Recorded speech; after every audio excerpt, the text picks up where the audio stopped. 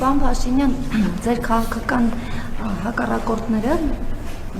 ովքեր Ռուսաստանի Դաշնության հետ ինչ-որ ձևով կապ ունեն, ձեր թիմակիցները իրենց անվանում են ԿԳԲ-ի գործակալ կամ առնվազն ակնարկում են։ Վերջերս հրապարակվեց փաստաթուղթ, որից երևում է, որ ձեր եղբայրը Ռուսաստանի Դաշնության քաղաքացի է։ Ինչու է Ռուսաստանի Դաշնության քաղաքացի։ Արդյոք դուք հանձնարարել եք օբյեկտիվորեն, ինչպես որ ԱԱԾ-ին հանձնարարում եք սատանաներ, որ սար, հանձնարարել եք ուսումնասիրել ինչու է այնտեղ աշխատել, ինչ գործունեություն է ծավալել, գուցե նա ևս ԿԳԲ-ի գործակալ է։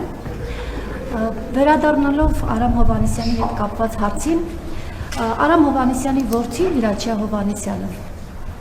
քաղաքացիական պայմանագիր կուսակցությունով մասնակցելու է ընտրությունների պատգամավորական, եւ սա նշանակում է, որ առնվազն այս ընտանիքը ի նպաստ ԿՊ-ի աշխատելու է ընտրությունների։ Մամուլում տեղեկություններ կան, հրապարակվել են ուսումնասիրություններ, ըստ որի Արամ Հովհաննիսյանի որդին համայնքային հող է օտարել։ Եվ հակափաստարկ ուսումնասիրություն չի եղել, առնվազն պետական կառույցները չեն ուսումնասիրել եւ հակափաստարկ չի ներկայացվել։ Այս առումով ձեր բզելը որքան կապ ունի այս իմ հարցի հետ եւ իհարկե ձեզ ինչպես հասկացա հաճելի չէ, երբ անձնական բնույթի հարց հնչեց, բայց ես այլ կոնտեքստում եմ ուզում ձեր եւ Տիկին Հակոբյանի ամուսնալուծության հարցի տալ։ Նախկինում դուք քաղաքացիական կյանքով եք ապրել, այսինքն քաղաքացիական ամուսնություն է եղել, առնվազն գրանցված չի եղել։ Եվ Աննա Հակոբյանը ապրել է կառավարական ամառանոցում։ Հայաստանի Հանրապետության օրենքը թույլ տալիս է, որ քաղաքացիական կյանքով ապրող ամուսինները միասին գտնվեն կառավարական ամառանոցում եւ պետական բյուջեի միջոցների հաշվին այնտեղ ապրեն։ Շնորհակալ եմ։ Օրենքի հետ կապված թող իրավաբանները բարձաբանեն։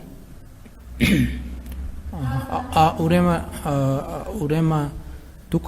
կարող եք հարցում անել եւ պատասխան ստանալ։ Ընդհանրապես պետական իշխանության համակարգում, կառավարության համակարգում գործում է աշխատանքային խումբ, ով պաշտոնյաների հնարավոր ոչ օրինական, ոչ իրավական գործողությունների վերաբերյալ հրապարակումները ուղարկում է իրավապահ մարմիններին։ Բացառված է, որ մեր իրականության մեջ որևէ պաշտոնյայի կողմից ապօրինություն իրականացնելու վերաբերյալ տեղեկատվություն լինի եւ դա համապատասխան մարմինների կողմից քննության չարժան։ Դրա համար ոչ հանձնարարության կարիք կա, այդ հանձնարարությունները շատ վաղուց տրվել են եւ ինստիտուցիոնալ ձևով այդ բոլոր հարցերին անդրադարձ է կատարվում։ Ինչ վերաբերում է իմ եղբայրը 90-ականների երկրորդ կեսին Հայաստանի Հանրապետության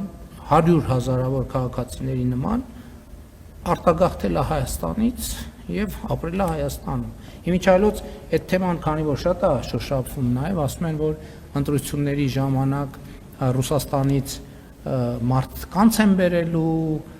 եւ այլն եւ այդպես շարունակ, որ մեր դեմ քվեարկեն, նույնիսկ կոչեր են հնչում, որ չգիտեմ օրենսդրական փոփոխություններ արվեն, դա այլ թեմա է, բայց ես համոզված եմ, որ եթե այդ խաղովակով մարդիկ գալու են, այդ մարդկանց